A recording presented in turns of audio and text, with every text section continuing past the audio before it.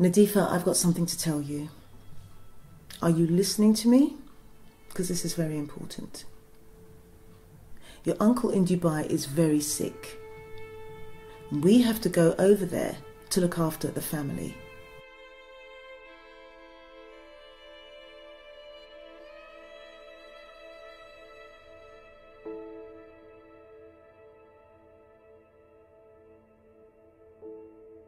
My name's Nadifa.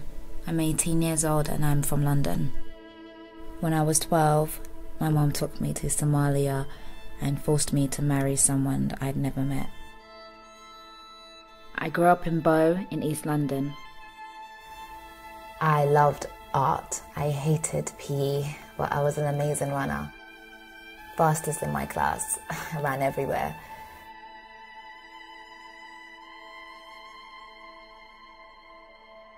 When I was in year 7, my mum told me that my uncle was ill and we had to go and visit him in Dubai. She wrote a letter to my school saying that we'd have to leave before the summer holidays started. But Dubai wasn't our final destination. She was taking me to Somalia.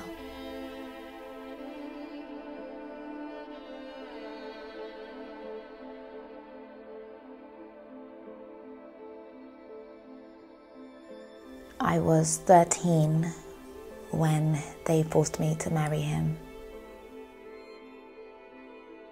I wore a white dress.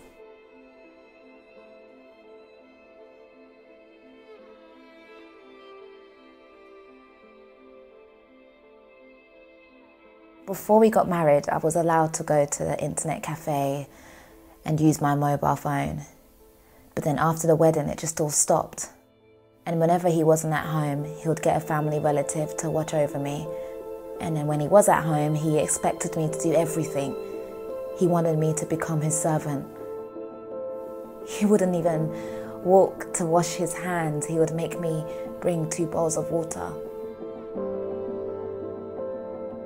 He used to beat me a lot for no reason. He knocked out 2 of my front teeth.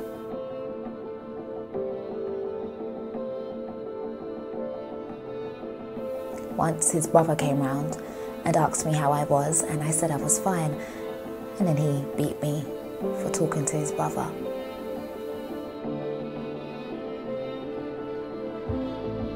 I was 13 years old when I was first raped.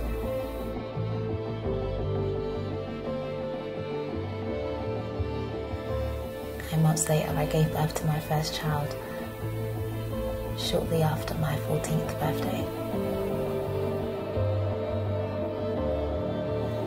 My friends and cousins had worked out that I had been taken and forced into marriage, so they tried to send me money so I could escape, but it didn't work. I managed to speak to my dad, who got in touch with the forced marriage unit in the UK. So I decided to convince my husband that if we went to Ethiopia, I'll be able to get him a UK visa. Then a journey began,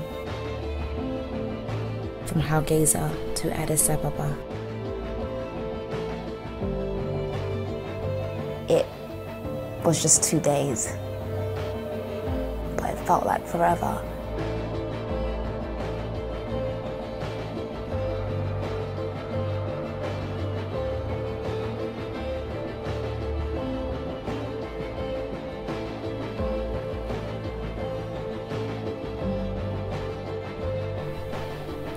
First time I spoke to someone at the embassy in Ethiopia, I was too frightened to tell them what was going on.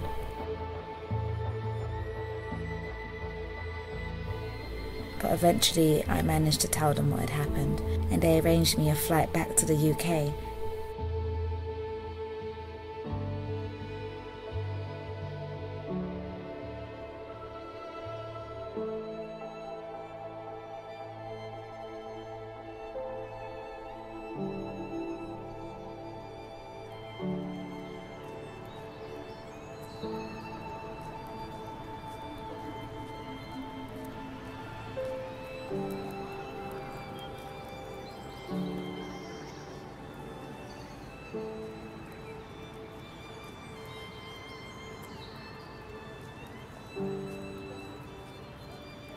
you.